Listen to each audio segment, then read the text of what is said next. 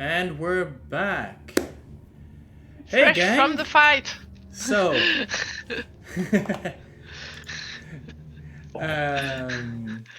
let's cut that in. So, that was a fun fight. Uh-huh. Yeah. You know it's a good fight when neither the players nor the GM are frustrated at the end of it. We were talking about it over the break, but I really do think that there's something to be said about the story that the dice told. Yeah.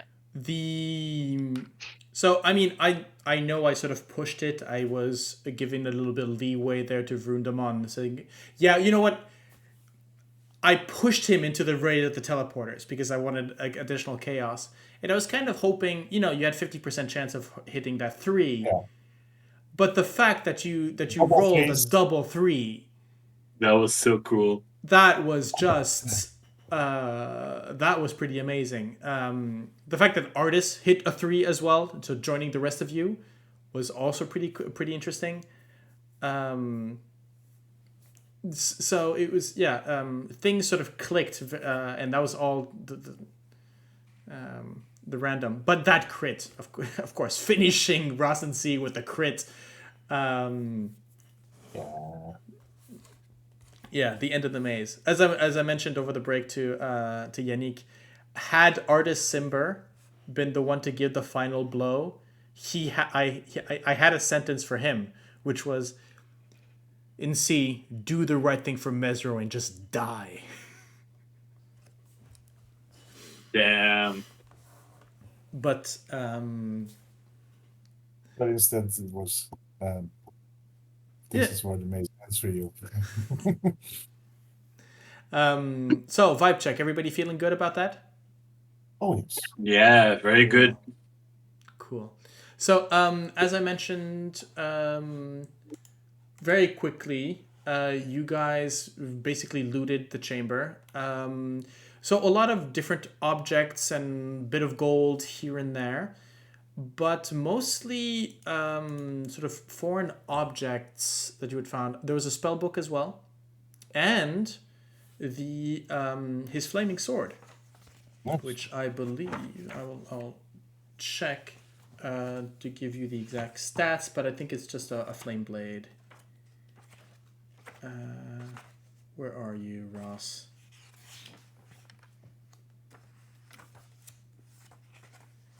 Towards the back, maybe.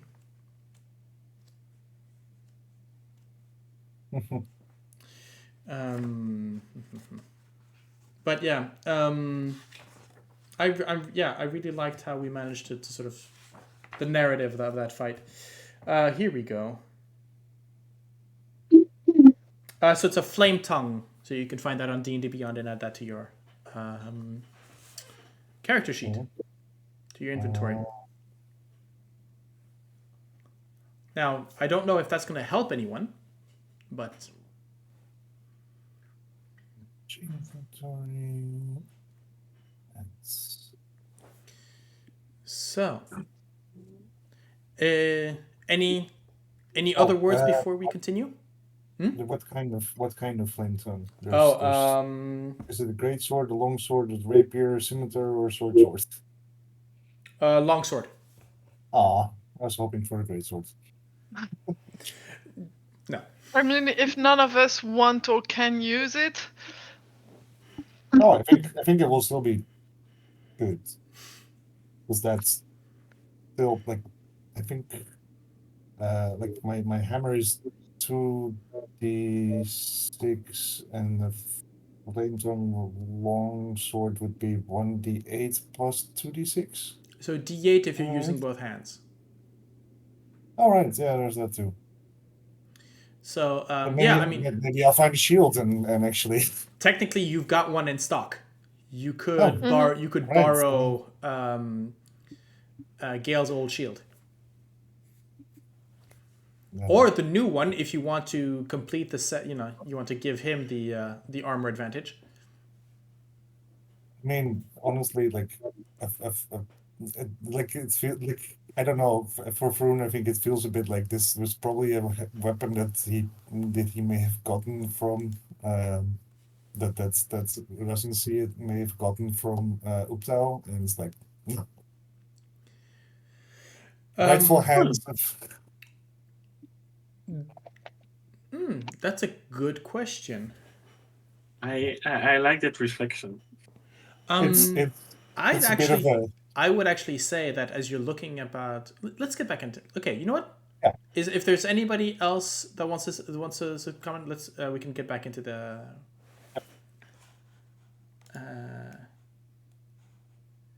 As the light rain, as the sound of the light rain, as you come out, following the footsteps of a naked man, basically. Again, with the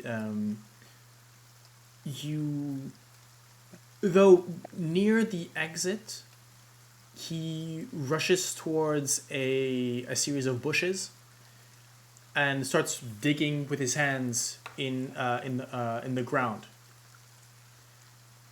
It takes him a few moments, where all the while,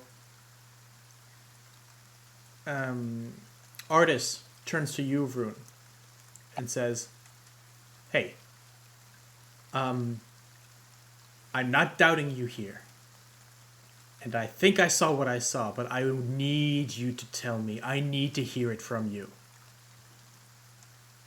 That's it? He's gone?" well, considering that he can't be resurrected. No, what I mean is that was the ground that I saw through his chest, right?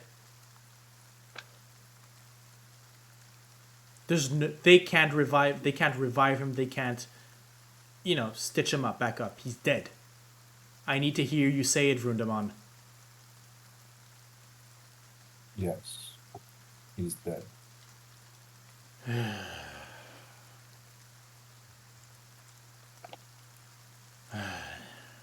You can see that he sort of he stoops onto his haunches, his head between his hands, as you see Dragonbait sort of come up to him, place a hand on his shoulder, and say, "Yeah, buddy. If this is, I might be going home. I might be going home." Where is home for you? Mesro. They say home is where the heart is, and that's Mesro.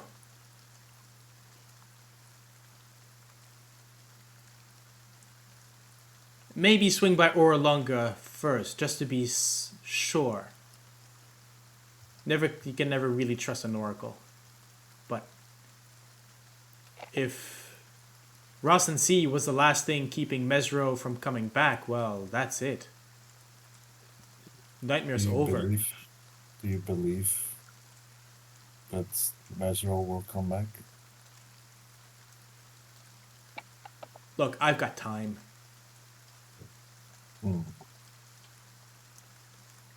But now... By the way, guys.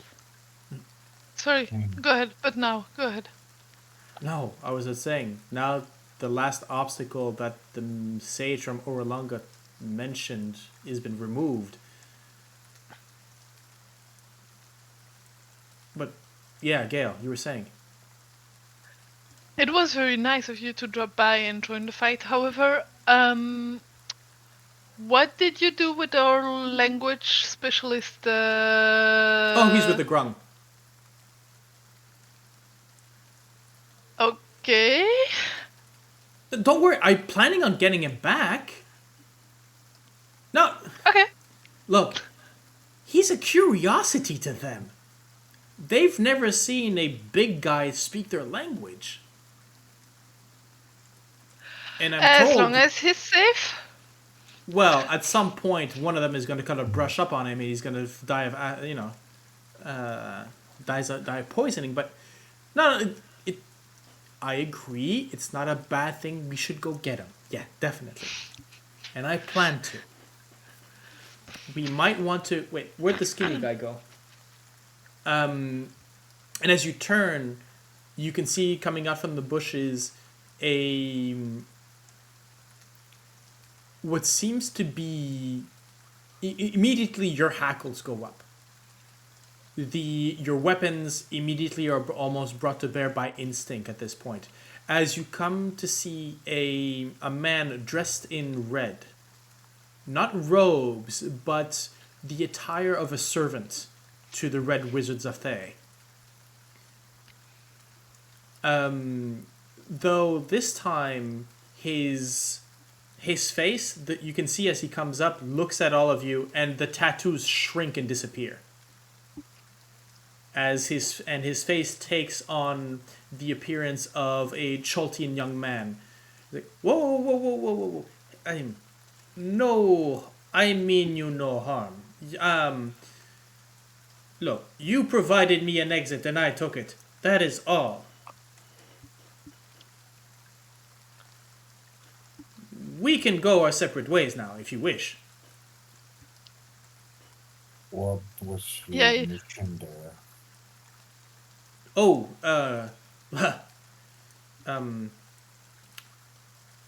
that's kind of... I don't know if my employers would allow me to... but spying, naturally. Were your employers the Wizards of Thay? Yes. Oh, you're not gonna find a lot of them alive anymore. Right.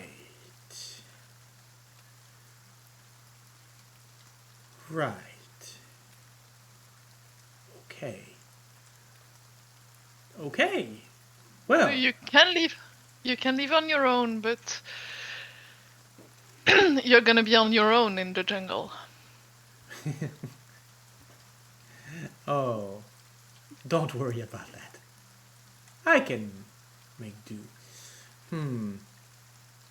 Or, well, in a sense, I was quite comfortable in there. I just have to wait for one of them to step out.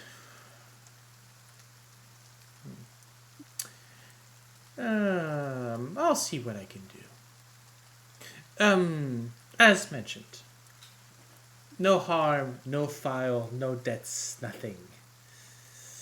We are not acquaintances, we are not allies, we are not enemies, we are just passing by. Are we in agreement?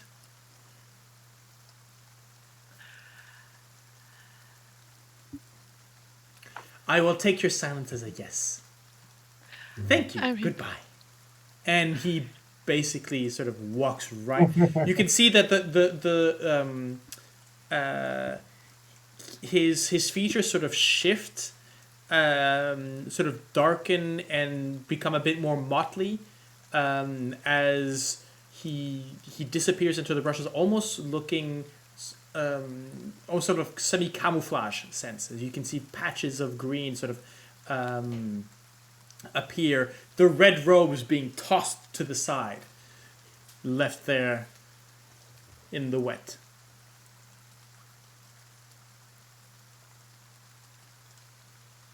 Taking on the jungle on his own without any equipment? Ballsy, I guess? I am sure, considering that he was able to survive in a literal den of snakes, that he'll be okay. Sorsha, what's your reaction? Would you have left him go? Yeah, exactly. Yeah. She's not very much interested in him, and honestly, choosing from him coming with us and him going his way, she prefers him going his way. Oh, the GM agrees fully.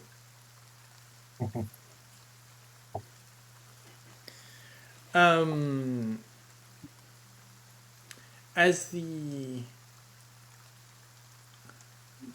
the other, so he appears towards the south. where do you go from here? As you start realizing there might be an urgent need to scamper off. Yeah, Mhm. I was gonna say we're not gonna stay in here too long. We need to find a place for a long rest. Yes. We need to go back to the Grung to get someone back. All right, yeah, that's true.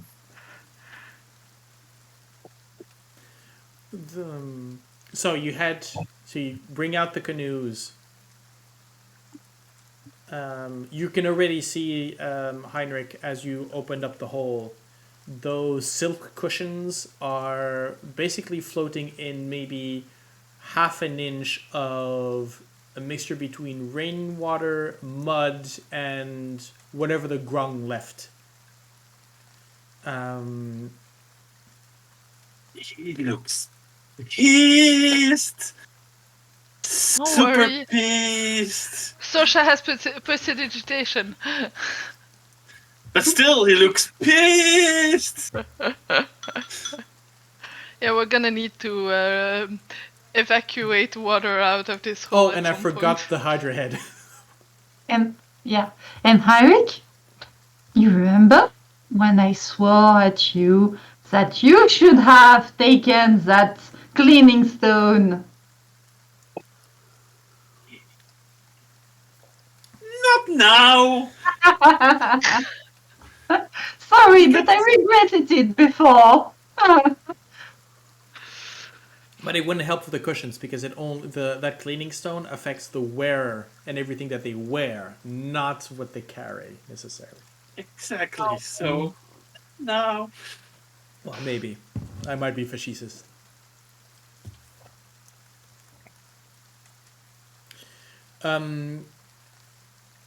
As you step into the canoes, start paddling towards the exit at the north, it's a quick little detour to basically grab a fairly enthusiastic Orvex,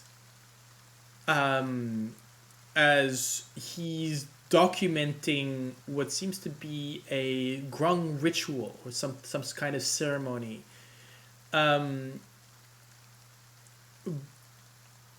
But you would just see it as fighting, I guess, duels between them. But almost like a sort of a fighting circle. But as you sort of grab him, he says, "No, this is a rite of passage. I must document this." And the other one's saying, the artist is basically, "No, buddy, listen. We are leaving now. If you are not coming with us, you are not coming with us. So we are leaving now. Come on, yeah, yep." No, but don't. He almost is grabbed by the collar, shoved into the boat, and as you leave, the grung have not even noticed this departure.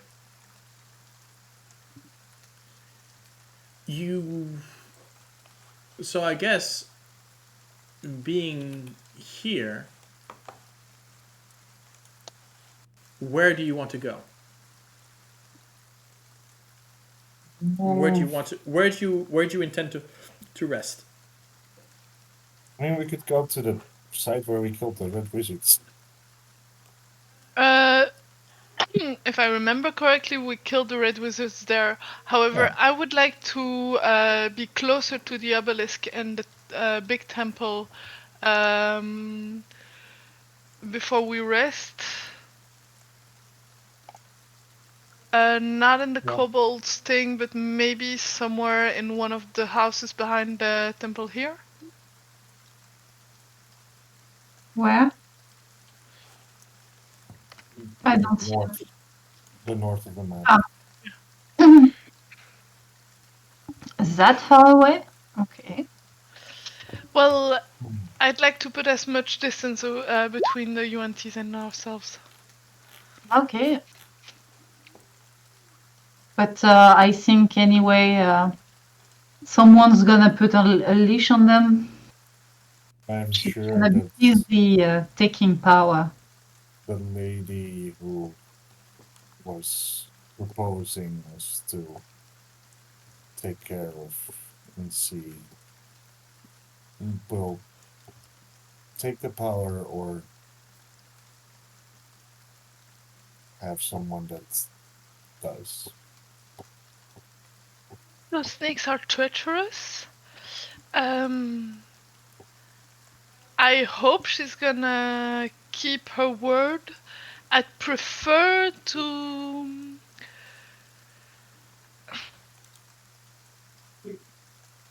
keep ourselves out of harm's way and trust that she's gonna take power and that she's not gonna come after us. I agree. Yeah. We'll see. Anyway, we need to sleep before entering. Yeah. Hmm.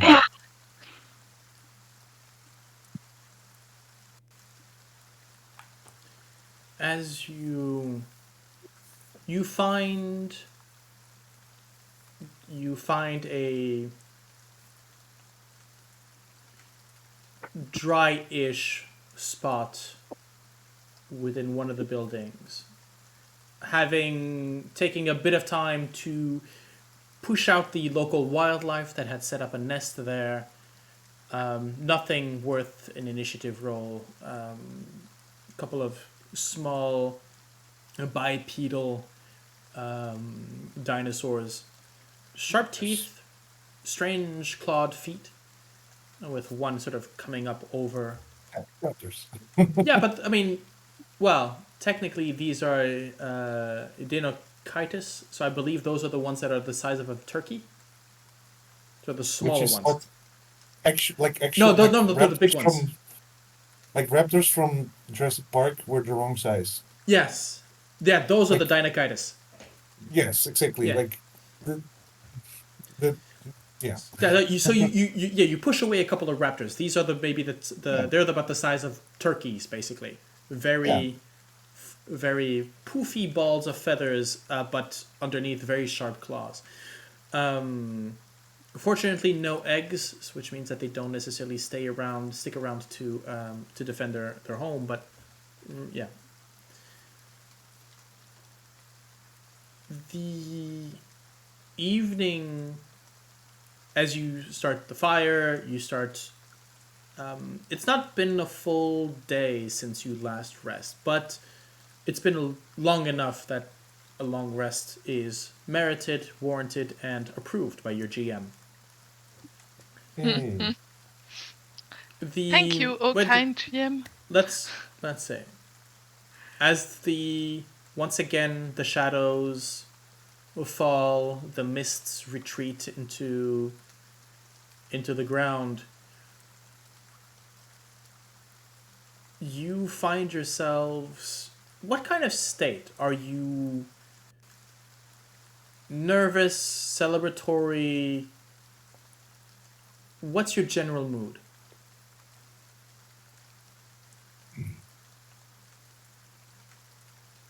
I think Vroondomon like he's not very talkative. He's like he seems content but also a bit conflicted, and yeah, he's a bit like he's looking over the swords, which he's like also is going to be attuned to that probably, but he's contemplative. The sword is a strange thing, in a sense, as it's not of Chaltian design. It's gorgeous. It is of an old make. This by any other means would be an antique. If it were just the sword, fairly valuable. The cross guards of our well, you would call it sort of Nordic design. Well, not Nordic design as we would intend it, but this is from another continent. This is not Chaltian It's not even Omnian. It's older than that. Netherine maybe, as Heinrich would maybe notice. It's the intricate, the filigree, the rune work is incredibly clean. This is not some. This is something that was. This is a master's work, in a sense. The balance is incredible in your hands, and the attunement just enhances it. As you're playing around with it. But very much like Russ and C, this feels strange here. Yeah. It is a weapon of foreign design. And like much of the methods that, from what you understood, Russ and C used, this was, yeah, a weapon from afar. Tradition lost, in a sense. How dare he use a weapon that is not his own? But yeah, that's a flame tongue. You do not decipher any particular name. Maybe it's time to give another one. Mm. But the flame, as it ignites, is bright. Lights up your group, throwing shadows onto the walls of the interior of this small house. Yep. 40 feet radius, dim lights. 40 feet radius, and then dim lights for an additional 40.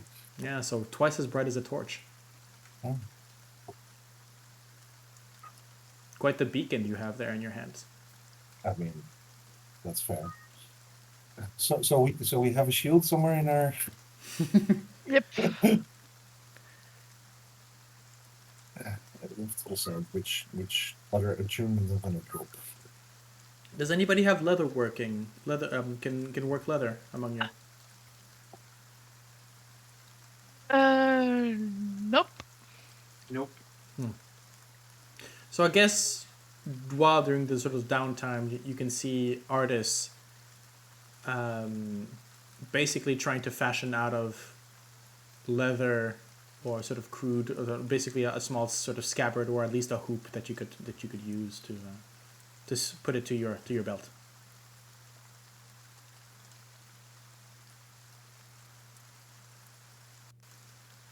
Sorsha, how are you feeling? Sorsha is focused. She's found a bit of clarity in in the last battle, because she was extremely nervous, not feeling so powerful and everything. And now she's focusing. She knows that we are going into something more difficult, and it's the last bit of respite before it. So she's putting herself to rest and to organize things. You can see her going around camp, organizing things, looking at everything, searching a use she wouldn't have thought of it before, and trying multiple things in her head.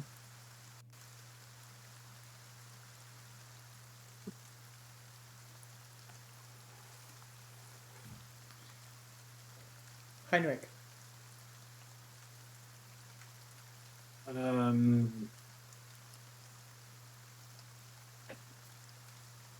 Actually, he's a bit emotionless. The only thing you see is that he made himself a little corner with spell books in front of him, gulping a potion of watchful rest in his gullet. And you see that he actually, in aura, in presence, he actually blocked himself off from everyone. And he's just writing, and busy with writing things and checking. And and he blocked him completely sort of. Even if people try to talk with him, it's literally you need to shake him literally because he blocked him emotionally and physically completely off. And he's just focusing. And even Nugget, who is in his coat, even he's not acknowledging Nugget for the moment. Yeah, almost in a trance-like state.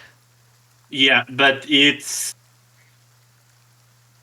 he like if you try to read him, it's between focused in trance, but also like on the verge of breaking, and he's angry. He has multiple emotions at the same time.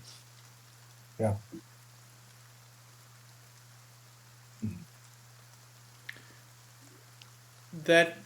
That feeling is fully apparent as the meal is being cooked. Dragon bait is basically taking the turn to sort of serve the meal, and there's a bowl that's sort of the usual sort of ration stew, right? The that is sort of placed in front of you, Heinrich. And by the time that you notice it, it's almost gone cold.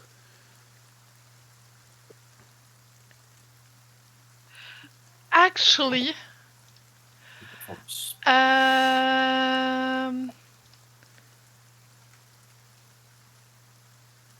yeah, no. No, control. I know what you want to do. Yeah, no, but ship water only freezes the thing. I cannot heat it up. No, it's me with prestidigitation. So yeah, there's a moment where, and I can see the moment where Heinrich sort of picks up the bowl, sees it cold, and all of a sudden there's a just out of the corner of your eye a movement of the wrist, a whisper from the bard, and you can see the liquid sort of all of a sudden almost shimmer with a bubble and steam coming out from it. Just a polite nod, eats, and back in his corner. Gale? Gale is satisfied, but there's also now we're gonna start with the real problems. I wonder what tomorrow will hold, and so still she is slightly worried as well. So seeing Sorsha's a bit nervous energy, she has a little bit of that same energy, channels it slightly differently. She's going to go over her equipment, mend anything that needs mending. But she is also going to grab her old shield that Vroon asked her to take out, go over it to make sure it's good and repaired. Probably grab Heinrich's shoes at some point, mend that as well. Give a look over Sorsha's instruments, make sure that they're in good shape and that there's not something chipped or something that she needs to repair. So yeah, she's really going to make sure that since it's a long rest and they have a couple of hours, she's gonna make sure that their equipment is in the best state possible after the fight and before entering the next challenge. So the shield is just a regular shield, right? Yeah, the shield is just a regular shield. And sorry, we missed you, GM. You didn't come up on the sound. I was saying, you basically as an armorer or quartermaster, as in checking the equipment after the battle, after a big fight. Yeah, okay, I like it. Finding your inner calm after the battle, recentering on service to others. Artis is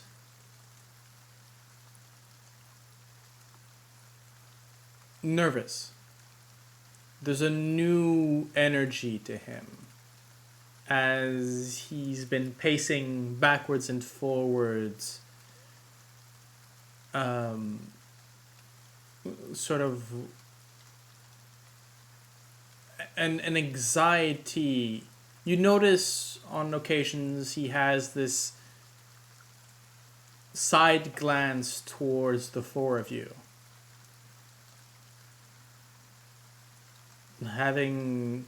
There's some conflict in his mind at that, but about what he doesn't seem to share unless asked. Yeah, I mean, Gil still is very aware. The mending that she's doing requires a bit of concentration, but it's a task she's used to. So she's still gonna be very aware of everything that's happening around her. And at some point, she's probably going to look at him and say, "Spit it out. You're making me nervous." Oh, yeah, I guess. No, here's the thing, is that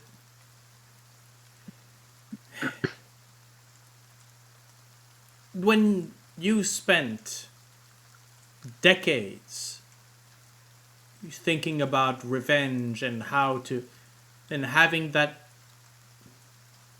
done, finished,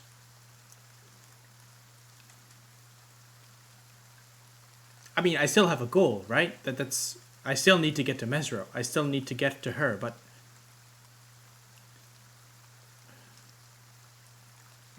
here's the thing, is that I don't know. I owe you. Let's not put it there. But I can't follow you into the tomb. We're not asking that of you. And, well, I was kind of scared that you would. Because if you did, I don't think that I would have said no. By obligation. Know what I mean?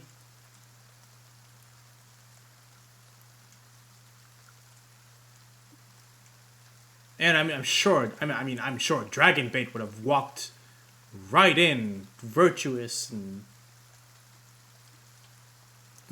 sword front and all that, but we did what we came here to do. Look,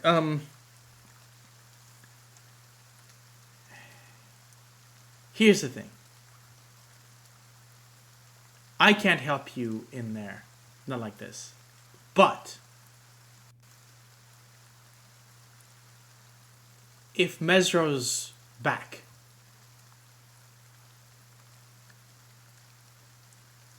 I can have. If they're back, I have friends that can travel really quickly. If the Bara are back, and if, let's say, in a week this isn't solved, I can be here with demigods.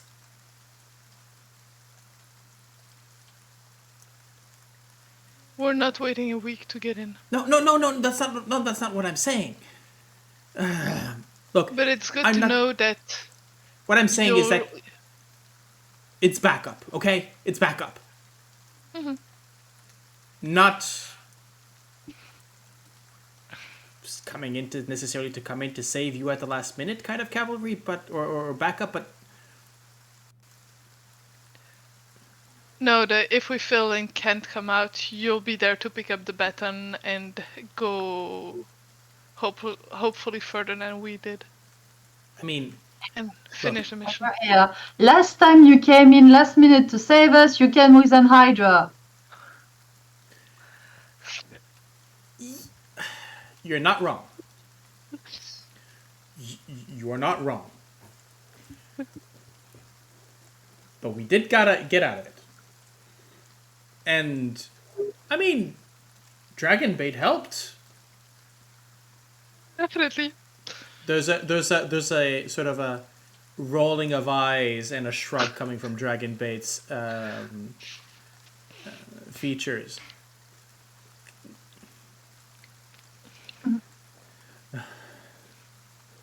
Look, I just don't want you guys to think that I'm a coward. That's it.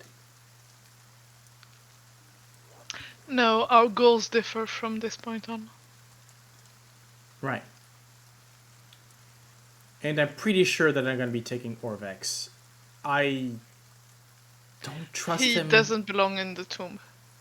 Right. Okay. So we are in agreement. Okay. Yeah. I don't want his soul in my hands. Okay. Okay. Let's do that then. Let's. Will Orvex you sort guys of- be... Orvex sort of turning. I'm going, what the. He's sort of scribing in instead of trying to. He's struggling with fairly damp paper as he's trying to take notes on what he's seen recently. Oh, drying the paper that I can help him with. I'm gonna ask Artis and Dragonbait, will you guys be needing a canoe? Because we have two that we're probably not going to be using down there. Could be useful. Yeah, yeah, I think.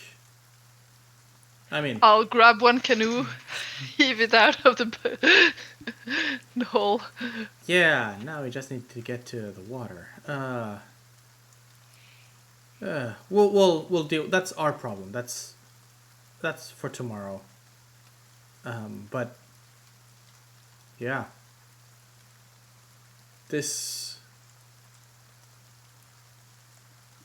is it. This is what I've been waiting over 50 years for. Lifetime.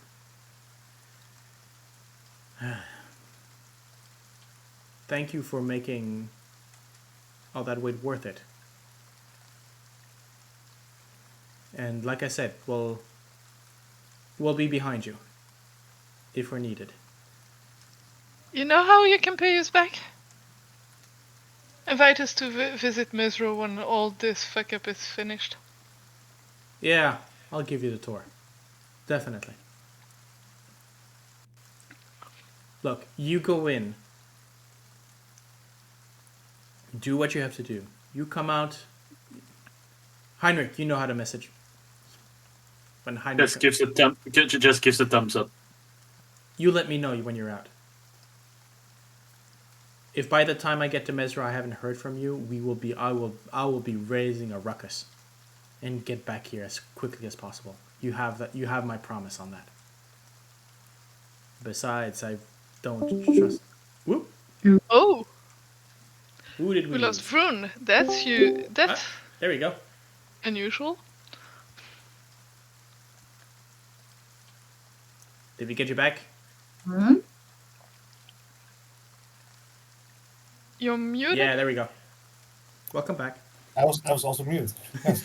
I misclicked while I was like putting the loot from the That is fair. from it's and like going back and forward, and apparently then at some point, I don't know, like it disconnected or something. It happens. I am at silver.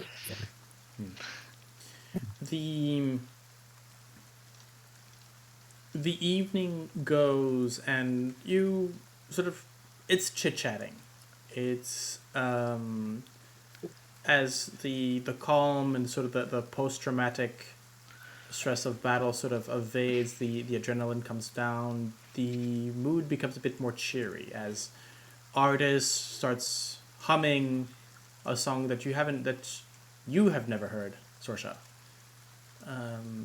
Which he maintains that was very popular in his time. And yeah, the tone becomes a bit more jovial, enough to break Heinrich's. I think he's focused on copying his spells. Give me a second. Ooh, yeah, Nope, no. he's focused. He's focused on the book, and he closed him off completely. Okay. Yeah, actually, you put up the bubble and you know you're inside the bubble. No sound coming through. There's a moment where yeah, the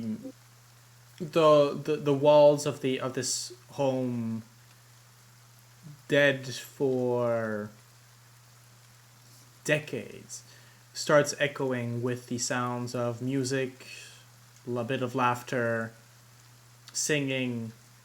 Artis is not a very good singer. He's much worse than he pretends to be.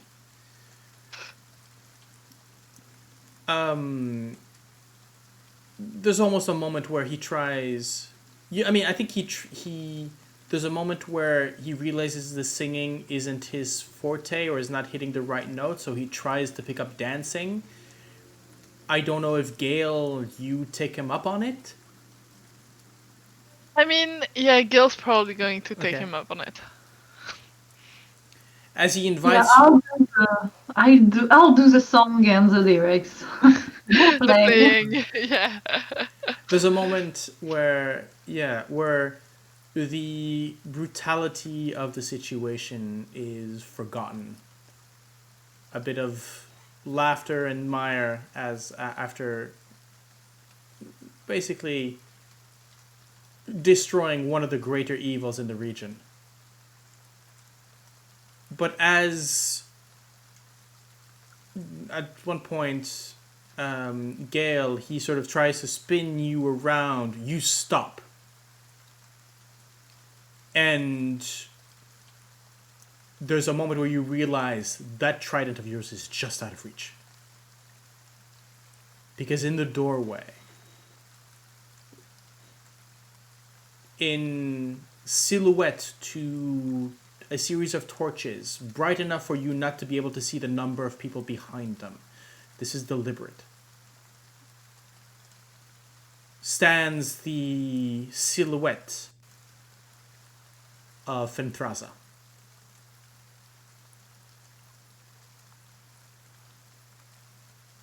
Well, you left in such a hurry we could not... And without saying goodbye. There's no need to reach for your weapons. If we were to do you harm, it would have come by now. No, this is a diplomatic venture. Please, may I come in? We all look to Ron. My trident is out of reach in their hands, or I just put it down and you put it down to go dancing, and you just realize that it's just you would have to take a couple of steps to go and pick it up, which you can basically. Okay. All of you, especially Sorsha, has her instrument, has her weapon in her hands. Yeah. Heinrich. I think I would go between, like, not right between Rune and her, but moving a bit forwards than Rune, just so he can take his time and be like, well, we are resting now. Could you announce your intentions first? Because you saw what happened last time. We wouldn't want that to happen again, knowing we have a mission.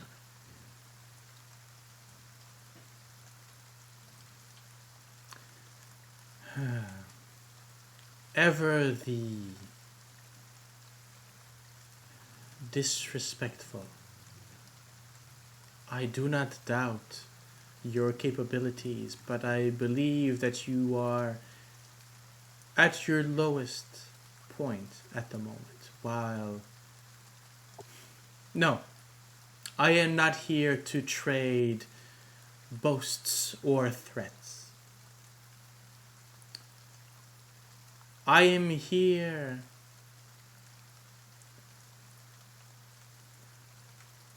to thank you, but also to extend a request. For while Rasen C's motivations were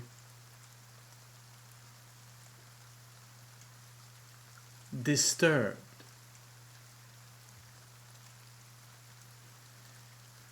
what he sought and what asked you to seek within the tomb is still very much of import to us, import to me.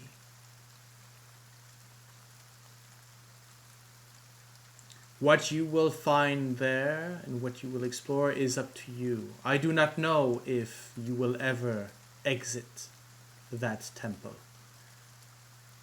However, we will be watching. And I will, and please be sure that should you exit,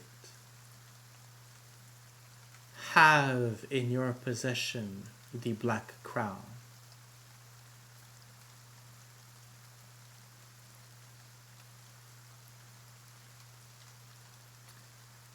Tonight will not see your blood spill, but I assure you, it will, should I not receive that crown. And how is it not a threat? Yes, that is a threat. I did not come here to exchange threats, just to give one. Oh, you just don't want any from us. Are you really in a position to threaten me?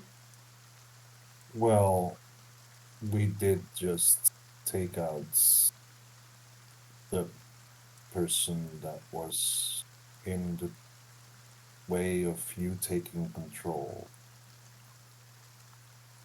And you did so admirably. And for that I thank you.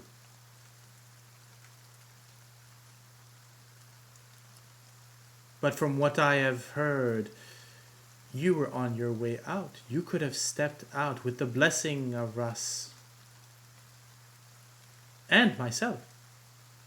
Yet you decided to take up violence with him. And again, I fully understand. I am not faulting you for that at all. What I'm just saying is that while you have done a mighty deed, you are tired, you are wounded, and you need to find your means. And I will let you do so. I will not disturb you more this night. I am just saying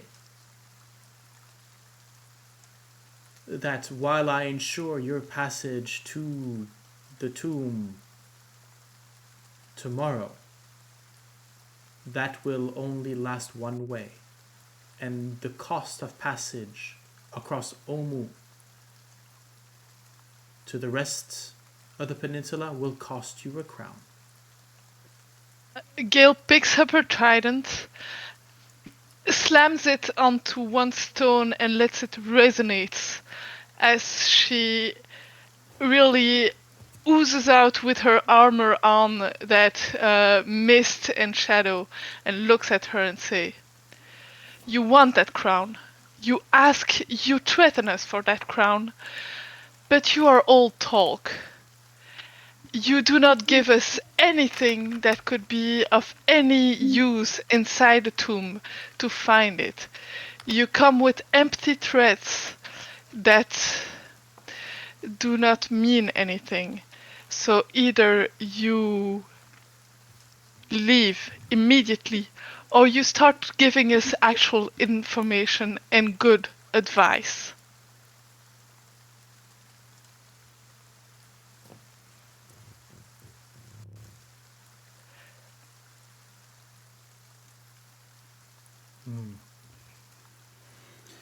She smiles. That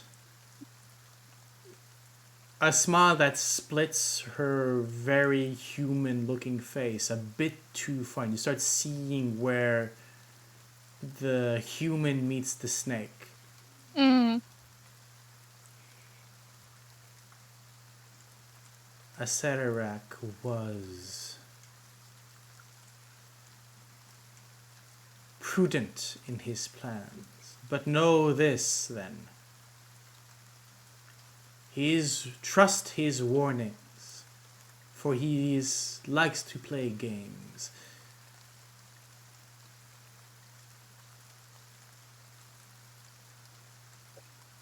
The one then, you will find one on the pillar of obsidian that marks his gate.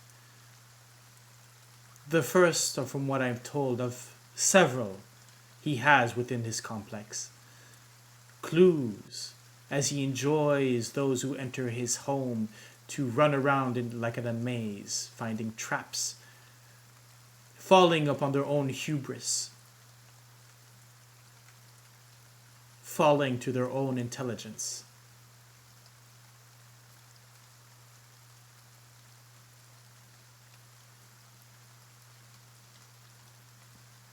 He had a deal with Nsi. We would protect the tomb. He would aid us in raising Dendar. I do not believe that to be true anymore. Nsi was a fool to believe him.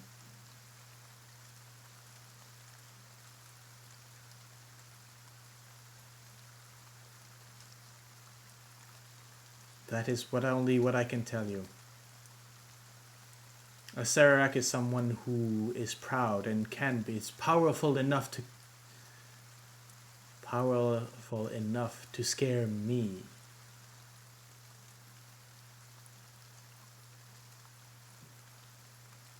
But I am not as desperate as you four. So? I believe that if you are asking favors from four that you do not even believe necessarily will return, then you are pretty desperate. Dendar has waited for long enough. But I will see it through, even if it takes a generation.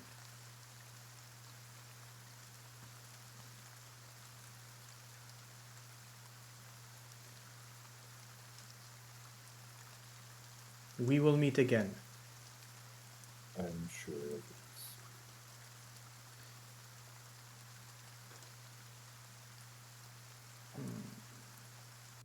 I mean, she's not a demigod, so.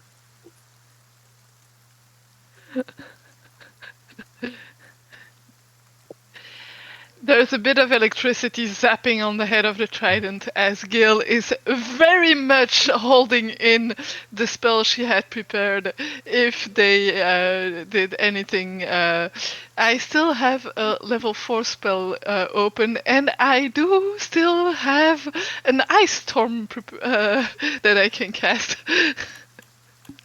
So yeah, no, Gale is looking at them, watching them leave, because I suppose they're leaving.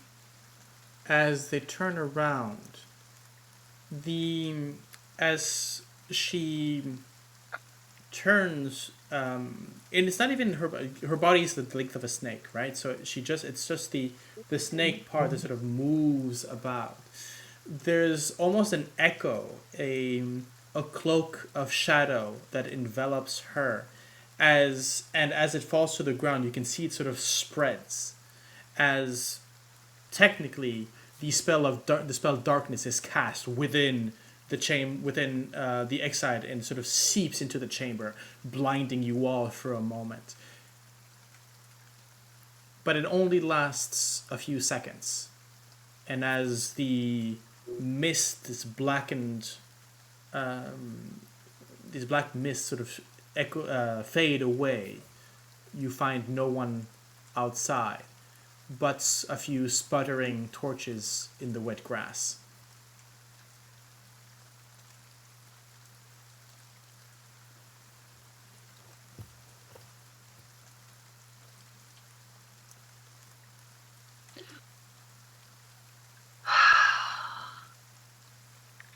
What now?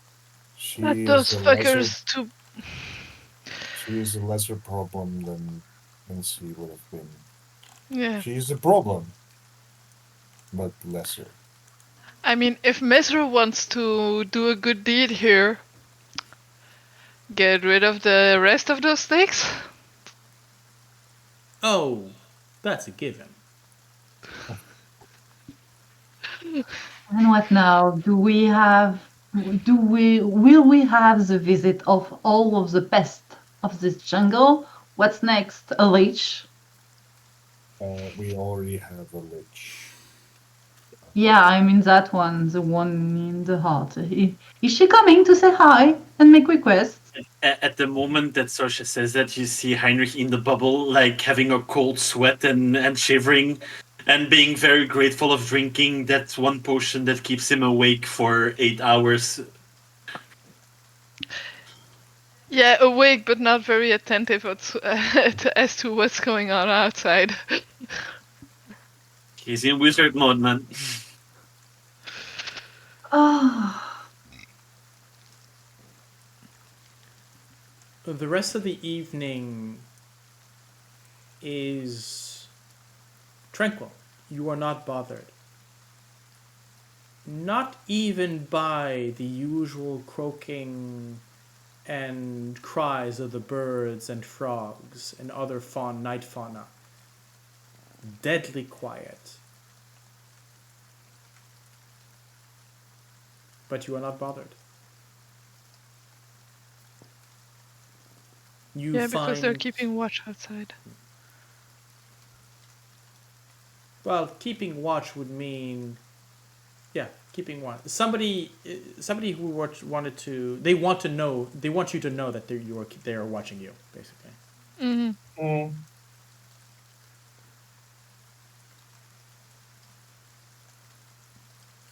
The night passes, as I mentioned, so you can click on the long rest button. Can we also click on the level up button? Do we? Yes. Hey! Yay! Come on. it's that long rest. Big. So just to be sure, what is everybody taking? And with regards to the levels? Paladin again. So it's level 10, so I guess it's No, I'm not Wait. asking you for the specifics. I'm just we have one for Paladin. So Vroon, you're going level 10 Paladin. Yeah, after that I don't know for sure yet, but 10 gives Yeah, 10's me, a big like, one for Paladins. Yeah. Well, it's the fear resistance aura that might be good against liches. Oh, and against And a lot that- of things. Yeah. Fear might be a thing, so yeah, I'm gonna have to. Gale, level 10 cleric. yeah, of course. Wizard. I don't think I'm gonna multi-class Gale. You're a level 10 wizard, Heinrich. Yes, one question. How much time do we rest? I 8 would hours or say how much time passes? I would say 10 hours. Yeah. Okay, I need to calculate some stuff then. Okay. Because I'm inscribing some spells. Yep. Okay. Sorsha. I took bard. Oh, okay, interesting. Okay. I will trust you to do the amenities that you need. Yep. And let's go back to the map, shall we? We'll be right back. Yeah, sure.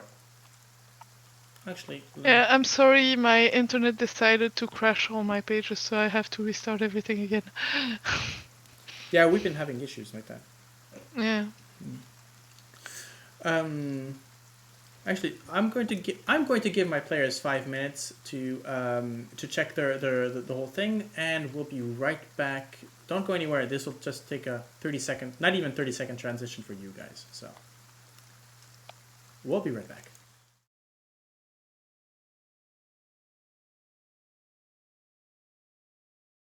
And we're back. So level ups have been completed. Spells have been learned and transcribed. We are good for our accounting. And let's get back to the story. So, let's see what weather's like. Okay, rainy, yay. It's probably the last of the rain that we're gonna see in a good time, so. No shit. Forever. Don't be like that. What?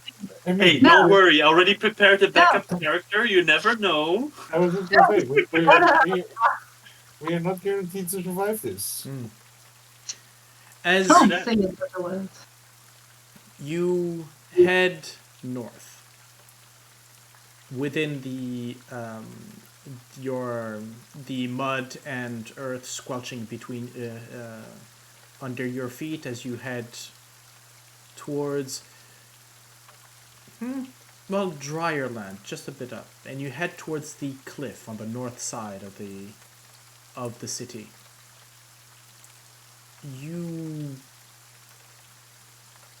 All of you, make me a perception check, please. Is it small related? No.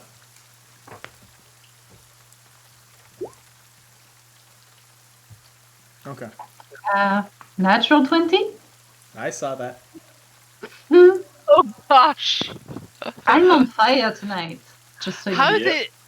how do you have a plus 12 in perception? That's Expertise? Yeah. Yeah, expertise. that is lower than my passive.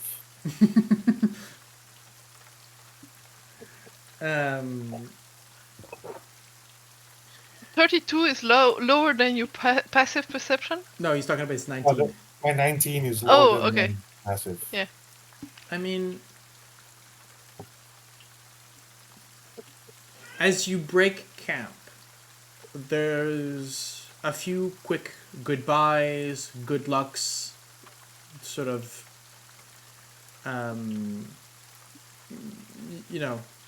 well wishes, and while you head north towards the cliffside, the trio, they head south towards the ramp that'll lead them out of Omu. They're confident survivors. Who knows? You might see them again. But they're definitely going in a less dangerous direction than you. Oh.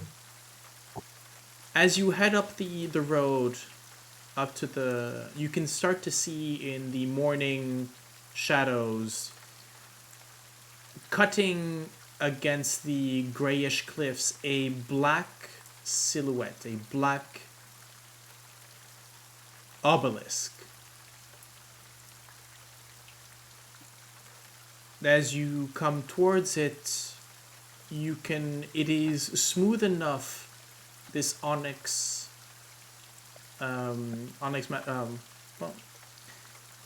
you can see yourselves into it. Can I just, as soon as we get in sight of the obelisk, Gale is going to hit both Sorsha and Heinrich with a death ward. Jesus.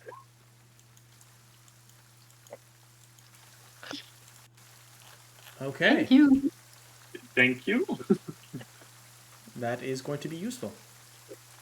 Yeah. I do not trust the look of that thing, and since last night they told us that the first inscription was on it, and that those are the Lich's tricks, Eserak's tricks, I do not want you guys in sight of the thing without a death ward.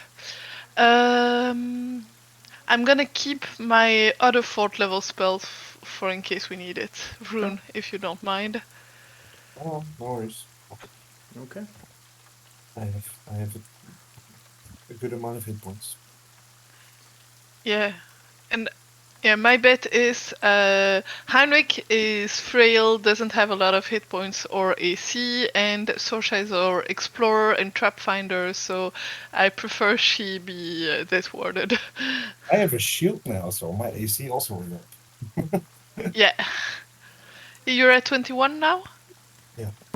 Okay, Jeez, I'm good. never gonna. Anyways, I'll just have you walk into my damage. Okay. As you. So near the base of the cliffs, a 15-foot tall obelisk of cracked stone is draped with vines and black moss. Behind it, you see a dark passageway obscured by withered creepers. A second, smaller tunnel burrows into the base of the cliff to the east. In addition, as you move, almost hidden by the shadows of the cliffside, 3 stone gargoyles watch you from narrow ledges carved into the cliffside. Each has the face of a bearded devil, its mouth agape in a silent scream. And if you were wondering what that looked like, We have pictures. Nice. I'm not. I was gonna go to the. Oh yeah, here it is. Okay. You know, simple design, Welcoming. welcoming. Yeah, very much so. Oh, actually, by the way, for those who were watching us, I think I need a little change of scenery. So we are going to take this particular aesthetic and, well, shift it over. There we go. So I'll let my crew know that at an hour 12 in this, you can come and have a look at the new overlays that we We have. have no clue what's going on right now. No, you are not going to do that now. No. Nah. I'll share it with you later. Yeah. But let's have a look. As you move forward, let me share with you the map. As we move in, new map. Whoops. This is the big map. No, this is one Not of yet. multiple big I'm maps. sure there's multiple levels, but this is. Yes. I am unsure if you can actually spot the gargoyles. No, but they are here, here, and here, basically. About 30 to 40 feet up. They're sort of and they seem to be just perched watching you. As you move forward, the obelisk definitely has a sense of something wrong about it.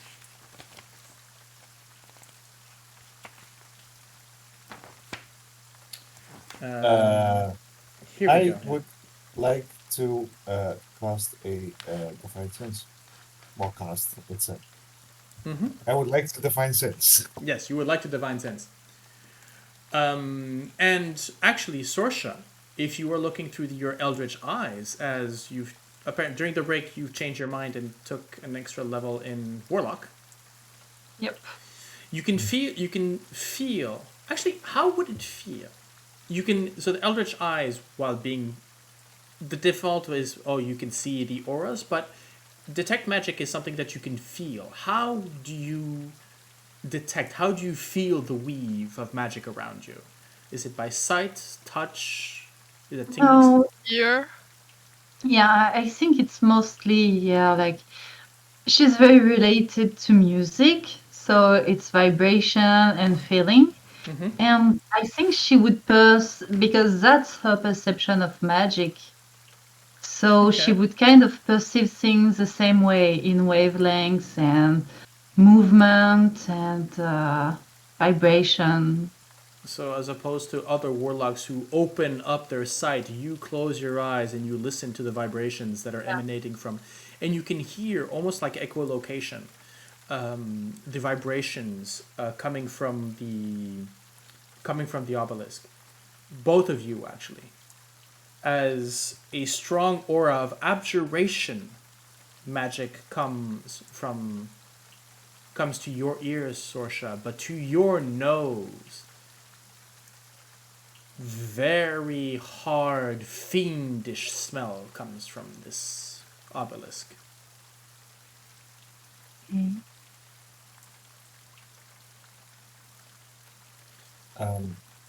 And actually, I would say, Sorsha, as you look through, there seems to be, you're not exactly sure if it's because the shadows are moving, but there's just underneath that crystalline structure of the obelisk, just a shimmer of movement, like smoke hidden behind smoke behind smoked glass, burnt glass. It's just that ever. You're not exactly sure if it's a trick of the light, even with that critical.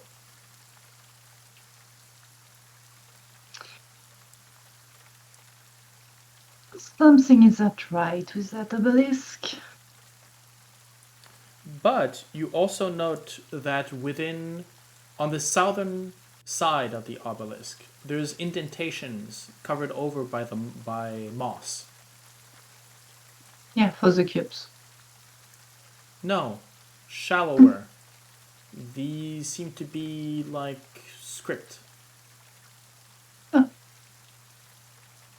Let's clean it off. Anyone with a mage hand wants to clean it off?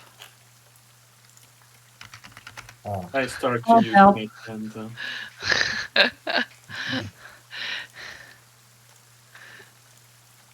Yeah, mage hand is a very useful cantrip when you have to I'm not escape. paranoid enough yet. I was just gonna go like, Let me just make sure that that's correct. Yes. So as you were using the mage hand, the moss breaks off easily. It slips off almost without leaving a trace. And you find there an inscription, carved within the stone.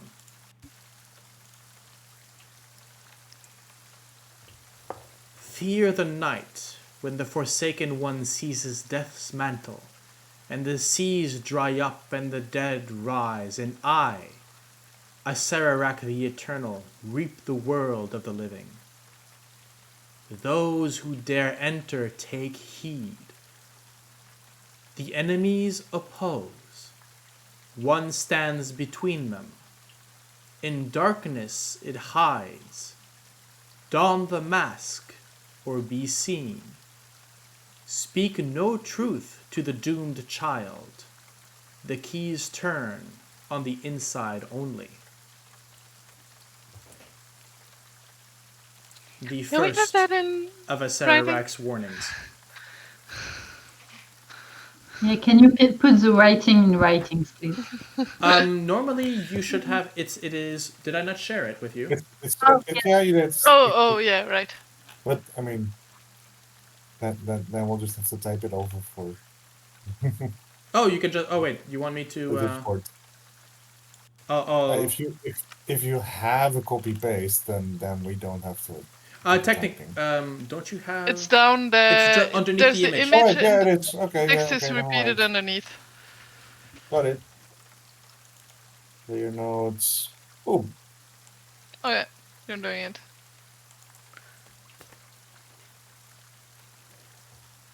Yeah, that's helpful that it's under the. I was looking at the picture and like, we have to type it.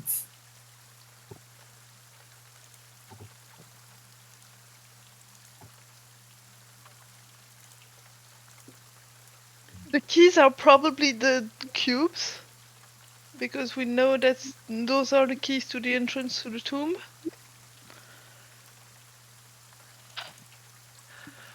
I don't know.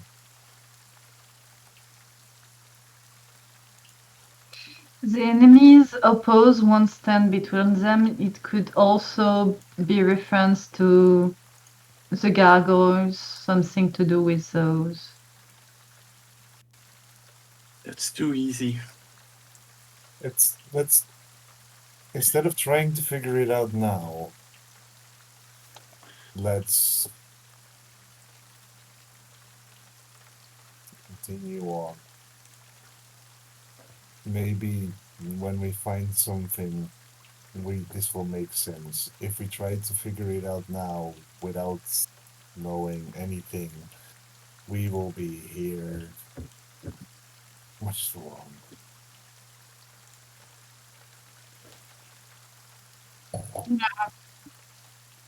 You are free to wander and explore.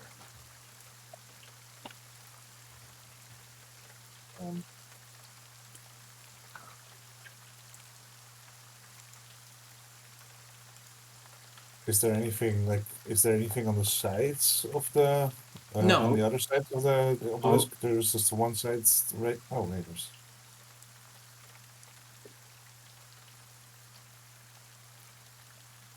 Yeah. I point. Mm-hmm. Actually, you know what? I'm going to remove the light from you, Heinrich, and just leave it on Nugget. Oh, okay. Are we in the dark here, or is it still... So it's still light out, but actually, I need to check the. You are definitely in the shade, so I am going to dynamic lighting. You're not in daylight mode right now, but considering the shade and that you're going to be moving inside, so. Yeah. Along the wait, just give me a second. Well, I mean, other people are moving on top of me, Yeah. so I moved forwards. So other people fuck off. Along the lines of this fairly narrow tunnel, you can see alcoves, each one featuring a bestial statue standing or squatting above a basin of oil. I have to ask, who has the cubes with them? They're in Heinrich's bag of holding. Okay. Mostly, yeah. I suppose that it could be that the Obolaka one hasn't been added in there yet. But No, we did. yeah.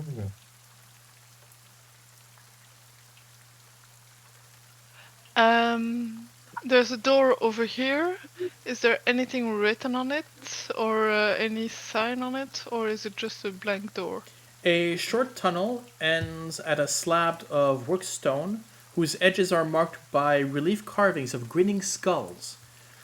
4 lines engraved at the center of the slab cross one another to form a star, with both ends on each line marking the location of a cube-shaped cavity cut into the door. 8 cavities in all. And actually, what I can do is show you that. Here we go.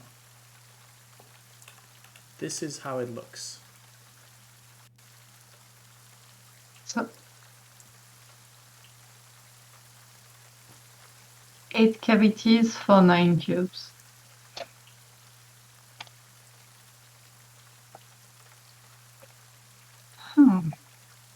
So that's how I'll move you back to the main map. Should you want to interact with that wall or that door, just let me know. I will move you back to this particular map.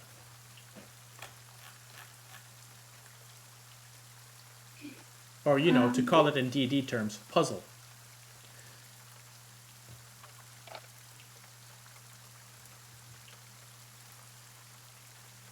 Maybe You know, because each of the gods has an enemy and an ally. Maybe put them next to them. You mean the opposites? We don't hear you, Rune. And yes, some kind along those lines. I would like the enemies opposed, so I would say opposed to them. But then one stands in between them, which In you darkness, can't, the one with no you name. can't do that if there's nothing in the middle. The one with no names. There was a They all mysterious. have names. No, there was a mysterious one. No. No, No, they all have names. Okay. I think you're referring to the inscription all the way back at the entrance. It says, who the hell is Unk? Yeah, but yeah, no. we know who Unk is. I would add that Sorsha from the statues. Let me see, because it's within 30 feet. Yes, so the statues seem to resonate with divination magic. Okay.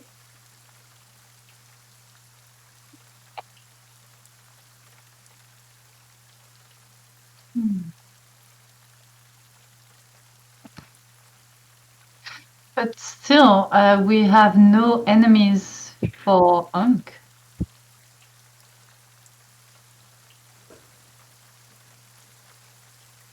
But I think that means that Unk stands between.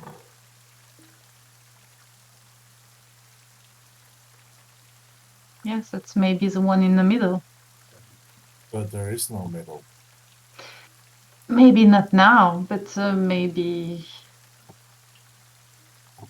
Maybe Let's if we go. face. Yeah. I would say let's have a look at the statues because we have 6 statues here. If I'm seeing the shrines correctly, or 8. Is it 6 or 8? Maybe there are 2 at the end over I see here. 8 so far. Okay. I mean, I when I hear Sorsha say that it's divination magic, I'm more like I was sort of scared that like we walk past our statues and then suddenly the cubes go. Mm-hmm. No, I think we only have 8 openings in the door.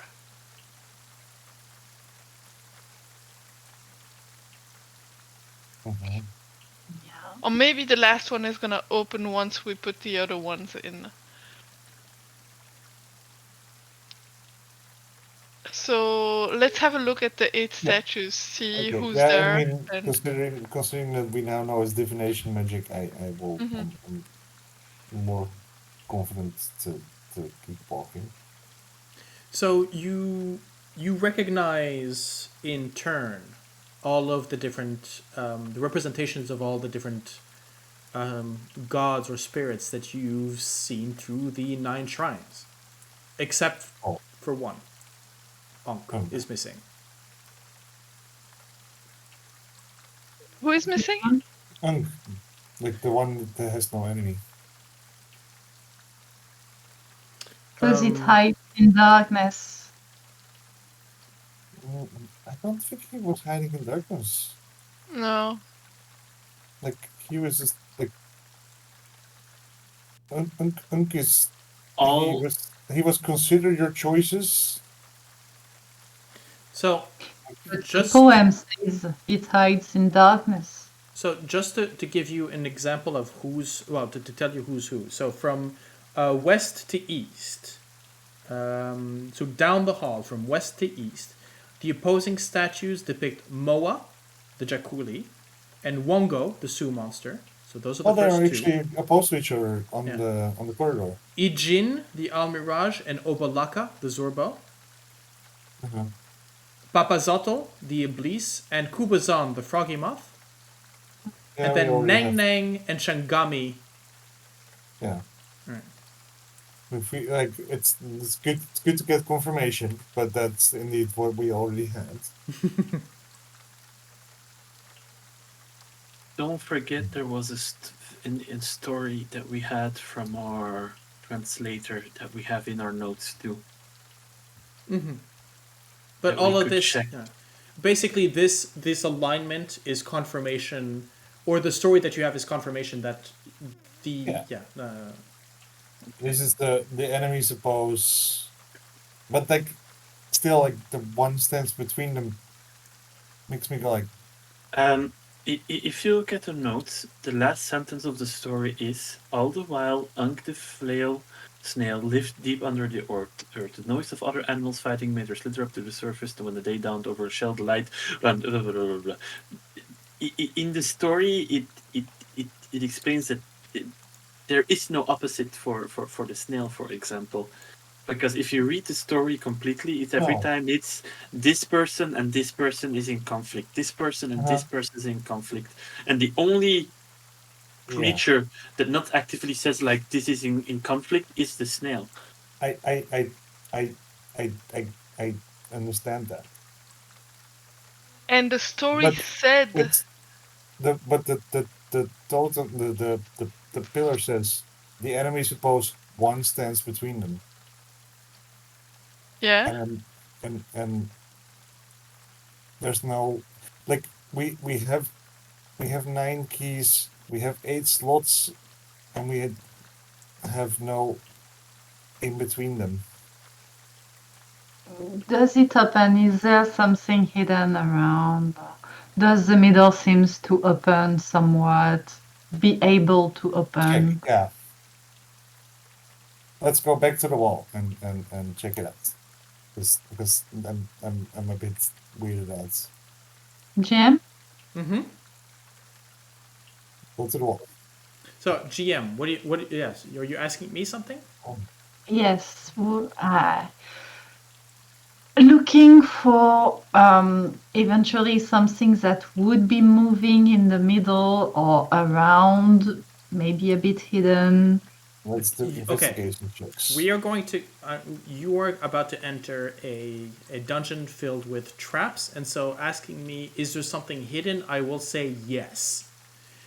But you are going to need to tell me to be a bit more precise as to where you are looking, and remember, your eyes, for example, go up to 30 feet. So placement is key when it comes to detecting magical auras and stuff like that. So more than ever, placement and positioning on the map is going to be very important. Yeah, I would like to go to the cubes and placements and look for if in the middle something can be moved or something around that seems some place that can. You mean the door That can then? be like, So the door up here? Yeah. let me check. I have only one screen, and yes, I'm gonna move. Okay. While they're busy, I would like to ritually cast 2 spells, so I'm gonna be out for a moment. Unseen Servant, because that's gonna be useful for 1 hour. And I think having something to pull levers or put something in can be very useful. And I'm gonna use also ritual cast detect magic. So for 20 minutes I'll be busy ritual casting stuff on me, but Unseen Servant I would like to ritual cast to have 1 hour an invisible friend. Both of them are ritual casts? Yes. So you're going to be out for 20 minutes. If everyone is busy looking around, or you know what? I'm gonna focus on detect magic. I think having a extra pair of eyes can be more useful. I was just suggesting, like, wait, if you're out for 20 minutes, then you're going to be out for a while. yeah. We're all actively looking for stuff. I'll stay in front of the couloir, the hallway. Yeah. And I'm gonna ritually cast detect magic. Okay. Because I have a gut feeling, and I need detect magic for that. Okay. Detect magic. But, okay. So like, considering Sorsha that has detect magic all the time now, so Yeah. just Yeah, but if Yeah, he's but got an extra pair of airs. Yeah. Okay. Sorsha, you're doing that. Sorsha, to answer your question, make me a perception check, or in perception or investigation check. Perception. No, as in it depends. Perception is looking around for something. So if you're examining the door for magic or whatever, that'd be investigation. But I'm so bad at investigation. But that, well, that's why you have a wizard who's good at investigation, I think. Yeah, I'm gonna do perception. Okay.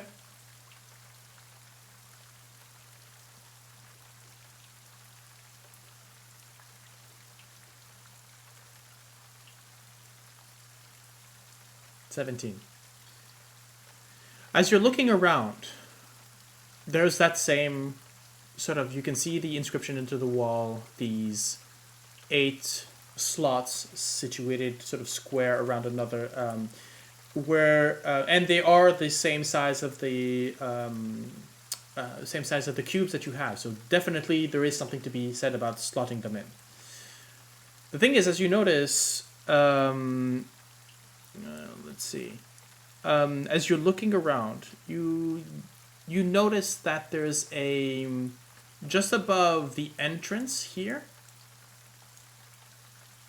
Just at the entrance, you can see that there's a slab of rock, of stone, that seems to be designed to be maybe to come down.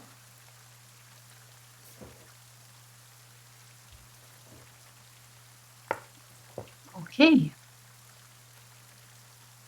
Like above where Gale is standing, or just Yes, just above Gale. So just at the entrance Okay. of where Gale, if you look up, you can see this sort of on the ceiling.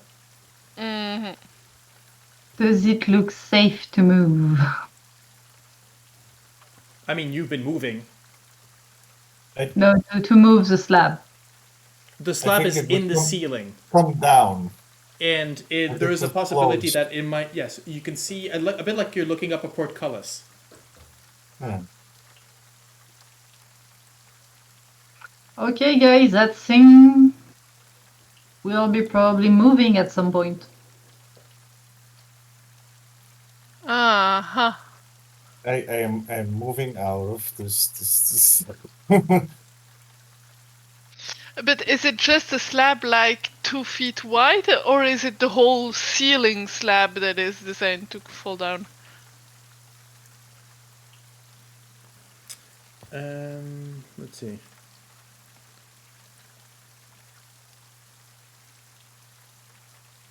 As far as Sorsha's paranoia is concerned, she only sees this one slab of rock, of stone coming down. Not the rest of the ceiling. The ceiling it seems solid. Okay. So yeah, if we're inside here, we're not gonna take on our head the slab that's over here. That's it? True. Yeah, okay. No, because a slab can be a very large part or can be It's small about. and I would just- say it's about 2. I mean, it's between 2.5 feet thick. So it is still. Yeah, okay. It's a fair amount of Yeah. wall. So it's either to trap us here or to offer a new place for a 9th cube. I think it is meant to trap us here. Yeah, probably. I mean, Anything that is too obvious or is the easy way out, if I would be in Atherek's place, Oh, I would place it just as a sign of, let's see how stupid they are. So, by the way, something I would mention as well to our resident trap expert. The door that was in front with the cubes. As I mentioned, it is filled. The rest of the door is sort of carved with these open mouth skulls, sort of grinning skulls. The thing is, as you're looking through it, something that would maybe avoid first glance is that you notice that each mouth seems to be a bit hollow, and there's sort of like the hollowness of the mouth goes up and deeper, as in sort of a little opening into the skull. Oh. And gas. Okay, it's a disposal area, probably. Well, I think so. Possible. Did 10 minutes pass? Yes. Okay. Did we put the cubes in front of the in front of the to explain it? Did we take the cubes and did they react in front of the emplacements or You've not? had the cubes all this That's time. my question. You've had the cubes Like, inside. do they have a reaction? We're not hearing you, Jim. Can you hear me? Now we do. Okay. Yeah. As I was saying, the cubes have not been brought in because they are in your bag of holding, Heinrich. I have two theories. I would like to get the cubes out, Okay. and I would like to see with you guys how they react. After that, that's just my opinion, and it's a wild guess. I am referring to one of the temples that we did, where we had like. Actually, I'm gonna keep my eyes open if in the hallway, if there is any. We have divination magic. If there is anything of. What's the magic again? Is there illusion magic present or not? From where you are, you cannot see any illusion magic. No. Then I'm going in closer because I don't know why, but we are. I think the solution is in the corner, and the only thing that I could think as a wizard or as a magic user Is would that be the obvious door is a trap? the obvious door is a trap just to provoke, and I'm totally rambling as a wizard. I think that they would do something useful as an enchantment or an illusion. Just put it somewhere and be like, if you don't have a trained die, you're fucked. You cannot enter. So I think if someone enters with me, so if I do something stupid or a trap blows in my face or whatever the fuck happens, at least you can drag me away. But I am sure that in the right corner, and it's a pure guess, and I hope it doesn't bite me in the ass, that we're gonna find a pocket of illusion magic somewhere in that hallway. That's my pure guess, because, and I'm gonna ask Sorsha again, like, if you look around in the full location, except of that hallway, is there somewhere illusion magic that you see somewhere? I can And go this is around. pure arcane wizardly guess that I'm taking now. I can go around and check. So I guess that's what I do. Okay.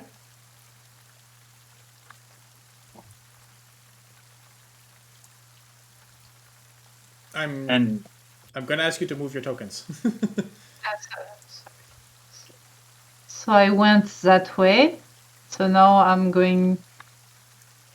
You're going back in? Yeah. No, I'm moving. I'm moving lateral.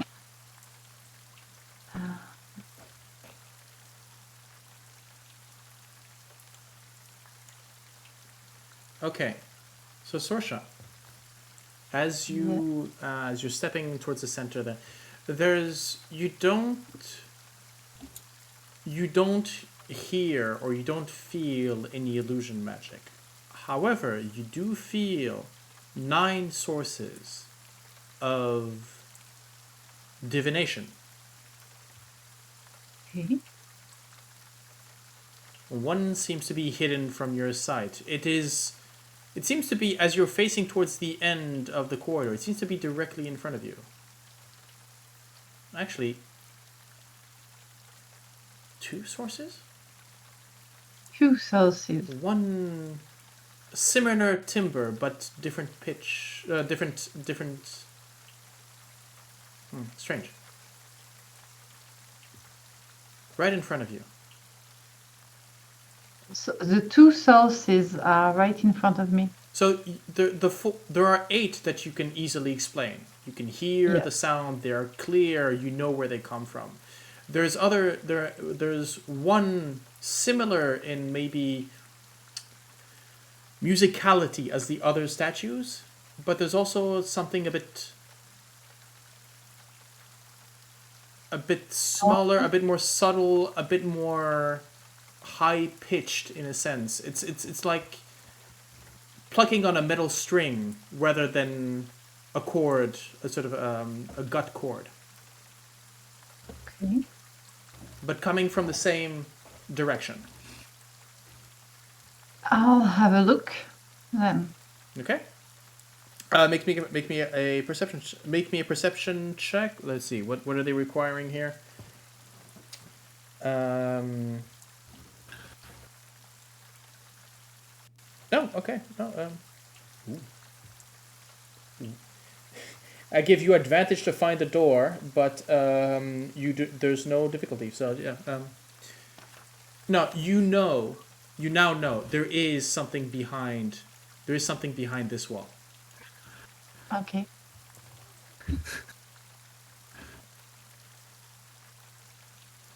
Alright, guys.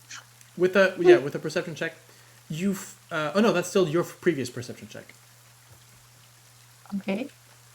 So investigation to try and find, I guess, the.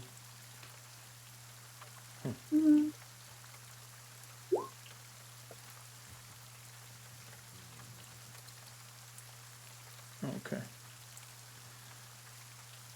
Yeah.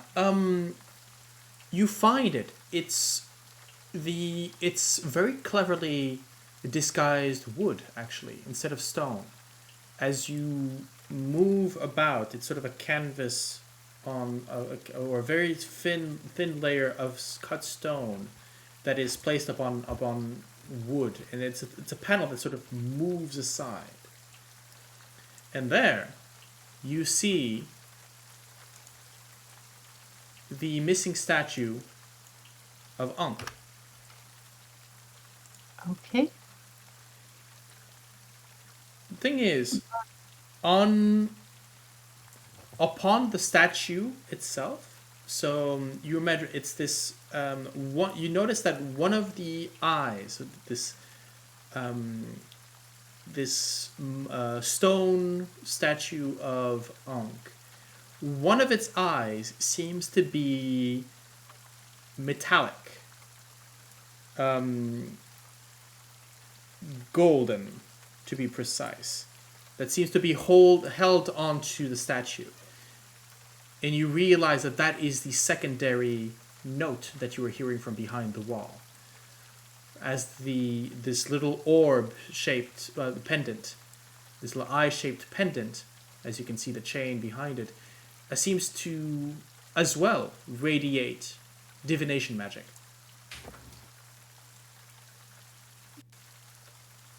Okay, so an eye pendant. Is that eye like an orb that you could take out of the wall? Or? Yes, you can see it is fixed. It's fixed to fit into the stone statue, but it can easily be taken out, easily plucked.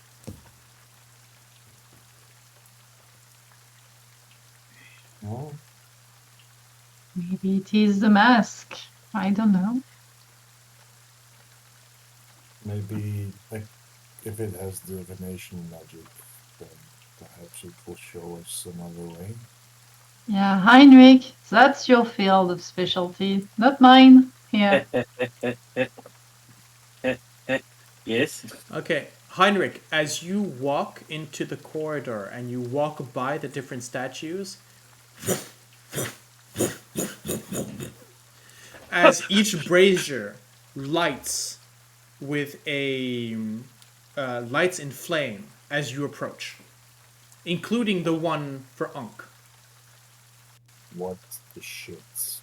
They react to their cubes. Yeah. Ah, I agree with Vroon. Divination magic. So I think the best thing to do is to take that necklace.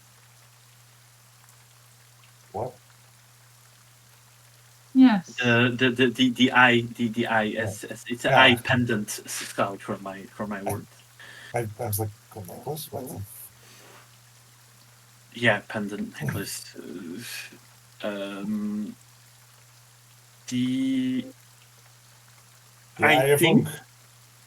yes.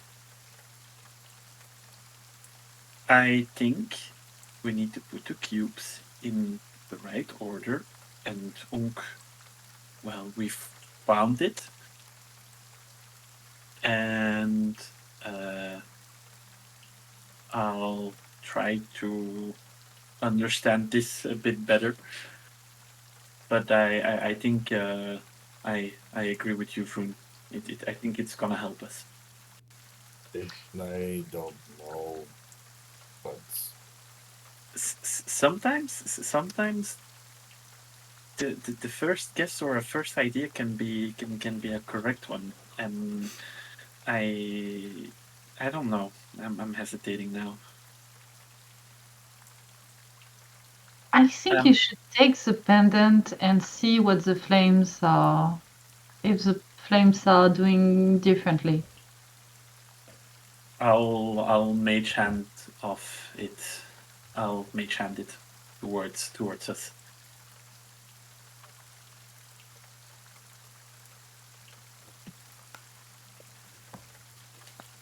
Sorry, say that again? I'll mage hand it towards us. the Eye The of Unk. necklace, pluck- the eye. Yeah, You the pluck pendant the necklace. pendant, necklace, eye, whatever. The little sphere on a chain. Yeah. You pluck it. It follows to you. You can hold it in your hand if you wish, or do you just keep it on your mage hand? I'll first look at. I'll go back outside. What's the duration of Mage Hands? Very good question. Couple of A minutes, minute? I think. A minute. A minute, So yeah. I'll. Yeah, okay, but that's why I was asking. Like, it could be one of those things where it's like you can't just keep it floating next to you for a while. For We a can walk minute, out the corridor, but I'll go outside of the corridor and then I'll just put it on the ground. And I'll do an arcane check on it or something to understand it a bit better. There's gotta be something that helps. Okay.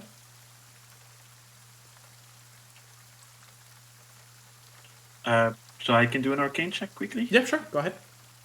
Thank you.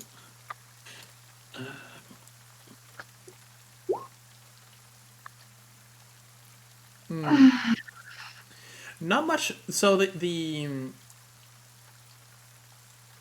you can't detect anything other than there are no runes inscribed on the outside. There's nothing. There's nothing particularly to investigate. It looks like a round, little sphere, which loses in a sense. It's so actually so smooth that taken out of the context of the statue, you couldn't recognize it as anything else than just a sphere on a chain. So it doesn't seem to have anything. I would say with an 18, you don't feel anything or detect anything that you would act upon it, right?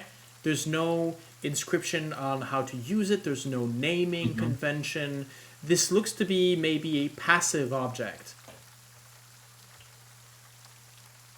And Or maybe to be activated in certain conditions or with a certain password, but there is nothing on the outside of it to give you any clue of what this is the use of it.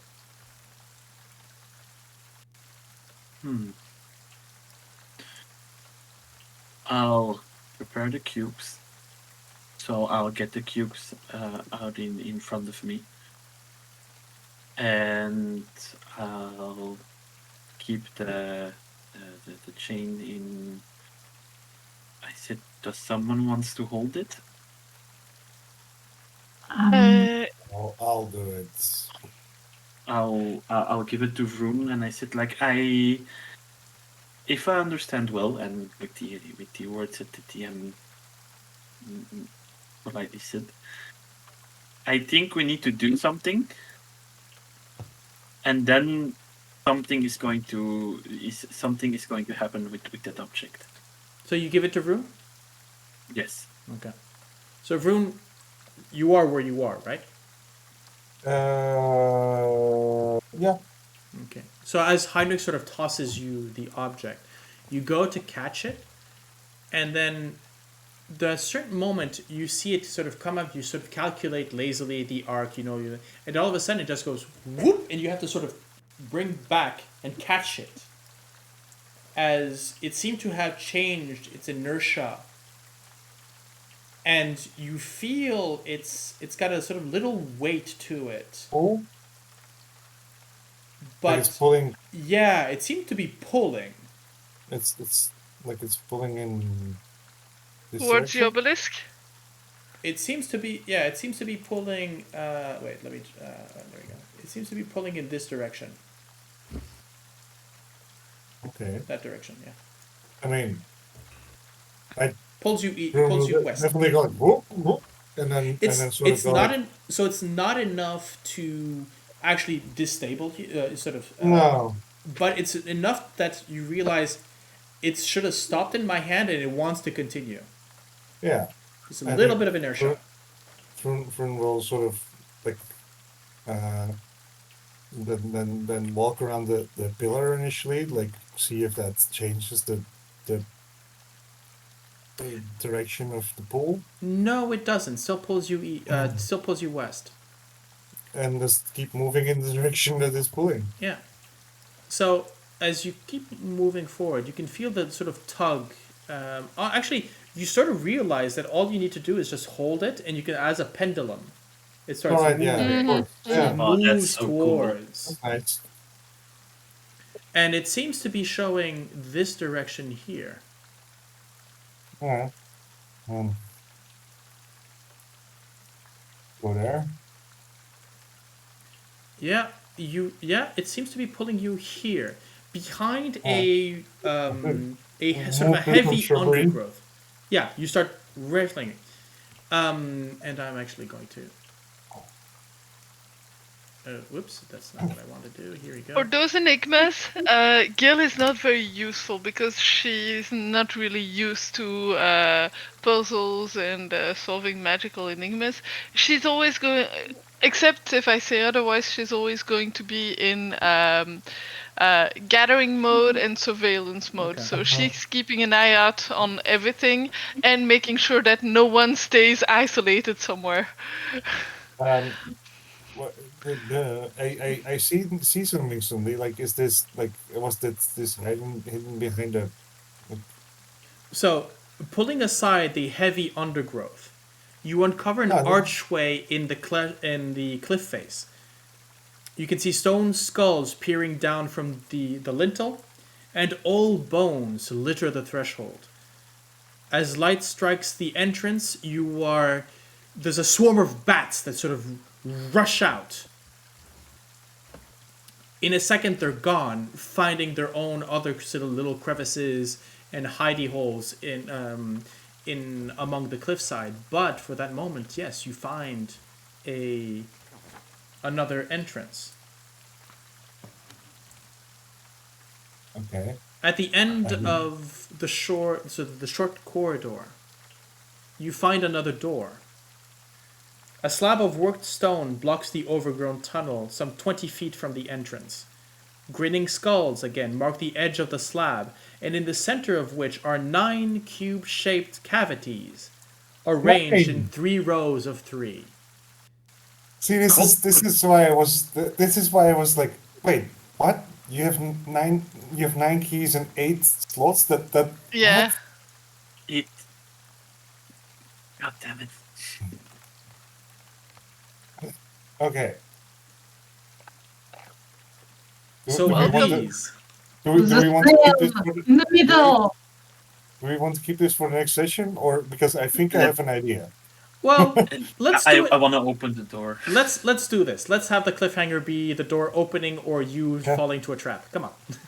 Okay, so Unk is the snail, right? So Yeah, Unk goes Unk. here. Okay, okay, this is snail. Fuck, wait, I need to get because the rest of the notes I need to check.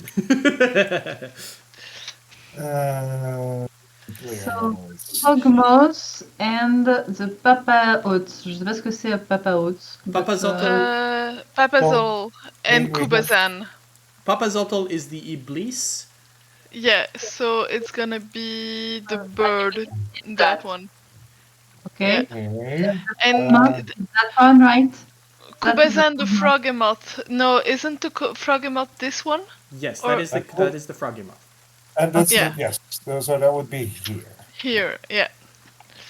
They also Shangambi. snap into place nicely, by the way. Yes. Yeah. Thank you to the people who made this. As in, yes, the grid is very nice for this particular Yeah, puzzle. and- Nang That Nang. is so cool. Nang Nang the Grung is And enemy to Shangambi. And Kamadan. Shangambi is a Kamadan, and the Kamadan was Panther. the panther, right? Yeah. Okay. So the Grung is. Yeah, that was a panther. So where do you put the panther? Yeah. Okay. And then Opposed, would it be here or would opposed be here? there. Other side, I think, like here. Yeah, let's say. like yeah, there. Okay, we're in agreement on that one. No, Okay. it's just the comment about the wait. Yeah. Enemies It- oppose, one one stands stands between between them. them. Yeah, So that's the. yeah, Let's do an easy one. The Sioux monster. yeah. And the Moa. Sioux monster and Moa. Moa is the Jakuli. Which was. No, wait. Noah, Jukui. Jacqueline or the I don't remember. Almirage is a rabbit. Yeah, the Amirage. Yeah, I yeah. know. So snake or Wait, so let's put. Wasn't the Jakuli the panther? I think so. Yeah. Kamadan. What was the Kamadan? Like in again? my notes, it just has the names of the actual things. Come on, Yeah. we fought all those guys. We know Yeah. what kind of creatures But there are. let's okay. We let's do the ones we know. Shangambi- We have Shangambi is the Almirage. jaguar with 6 snakes, so that's the Kamadan. Shangambi is the Kamadan. Okay, what's the Jakuli again? We know what the Almirage is. Yeah, It's the enemy of Obolaka, which is the was Zorbo. Zorbo, which I think is this bear thing. You haven't actually fought a Zorbo, yeah, but yeah. No.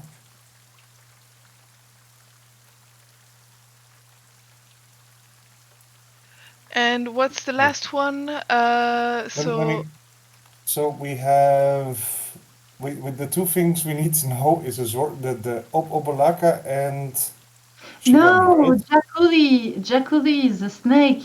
That's what caught us on the on the island. Oh, the Pillar of Stone, yeah. Uh-huh. Yeah, in the So middle that's of the enemy of Wongo. Jacqueline is a snake actually. So Okay. So let's see if we can. I'll do see if there's a Control F function as this because. What are you looking for? and Wongo. Who is Wongo? Su monster and his enemy to Monsters, so the. it's Jakuli and Wongo. Yeah. Thank you, Vroondomon, for the notes. Yes. Mm. Okay, so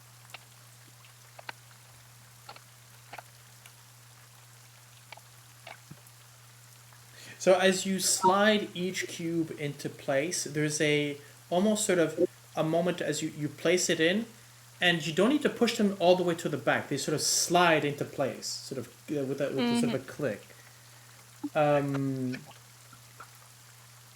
By the way, yes, each sort of square resonates with evocation magic.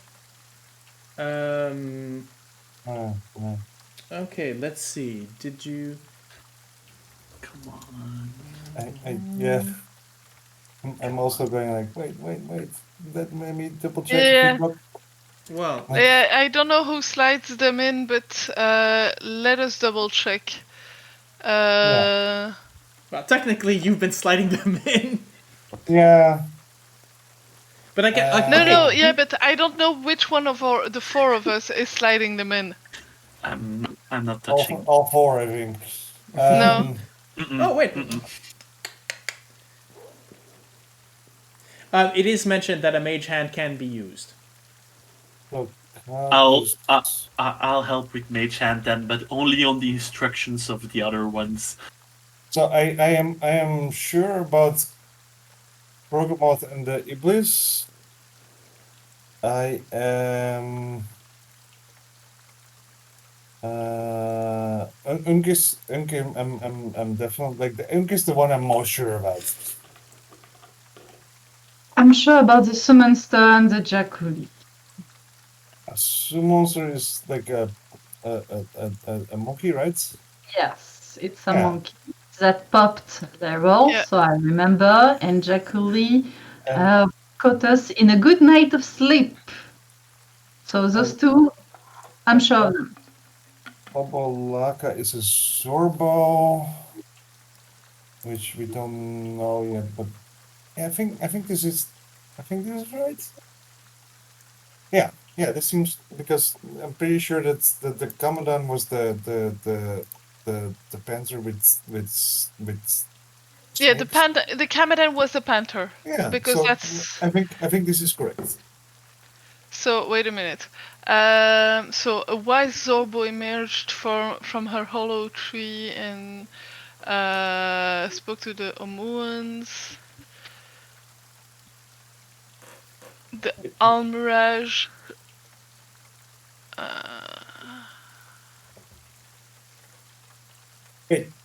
Does I'm not sure. Is a Zorbo something that Vroon is like? Yeah, you would familiar know. with? Yeah. The Zorbo's the angry-looking koala. Okay. Yeah. Okay. Yeah. Okay. So we're good. We're good. Then we're good. Then yeah, exactly. I was like, I have no clue what a Zorbo is, but and then I was suddenly going like, wait, maybe a Zorbo, like all of the other things are local wildlife. Well, technically, Almirage is not local. It's Omnian. It was imported. Yeah. But yeah, so do you confirm your selection? Yes. And I'll Mage Hand it on the exact instructions of everyone. Okay. So everyone is saying like put it there, and I'll put it one by one at a safe distance. Yeah, for I can imagine that you set the cubes on the ground in front of it, so that in the same pattern, and then so you could just And as you I'm guessing Mage Hand the cubes into place, you can see that you only need to sort of place them at the entrance of these, and then they get, and they go like magnets, and they slide, shluck, shluck, shluck, shluck, shluck. And as you place the last one, the door opens up. Yes. But before the door actually moves, there's a series of very small flashes as each one of the cubes disappears. And the thing opens. they go back to their resting place. That makes sense. Oh, that's so cool. Oh, that's so cool. Well, I mean, like we know that other people have gone into this tomb already. Yeah. Right? Yeah, but still, So- I was still looking like how does I mean- this cube go back? Yeah, no, but this is one of those things with which in Indiana Jones stuff makes me fucking annoyed. Where it's like Yeah. some people have been past this point, and somehow the traps have reset. Now at least it's like no, But magic we magic takes the cubes back. Yeah, and we do know that some kobolds are resetting the traps as well. And Oh, maintaining so- it, yeah. Okay. So, as you Let's go in. go in, Let's Okay. go fucking in, boys. I don't Oh, know. There's another door. Trap sense. Well, Maybe I'm not- let Sorsha Okay. enter first because Yes. she's our trap detector. yeah, but don't forget the next part of the text. But yes, I'll go first. In darkness it hides, don the mask or be seen, speak no truth to the doomed child. Yeah, but like this might be from any dimension, of course. okay. So, Because are we in darkness now? you are in darkness, as in the light of the sun that illuminated the sort of the dip inside. Yeah. You can see the just the edge of the wall, sort of again with sunlight, and for the rest now, Yeah. even But my new with you light you can, my new flaming sword lights the way. Yeah. yeah, the light sort of flares in. You can see at the end another door. And so another slab blocks the hallway about 20 feet beyond the first door. An iron lever is set into the door's surface with a graven stone skull leering down from above.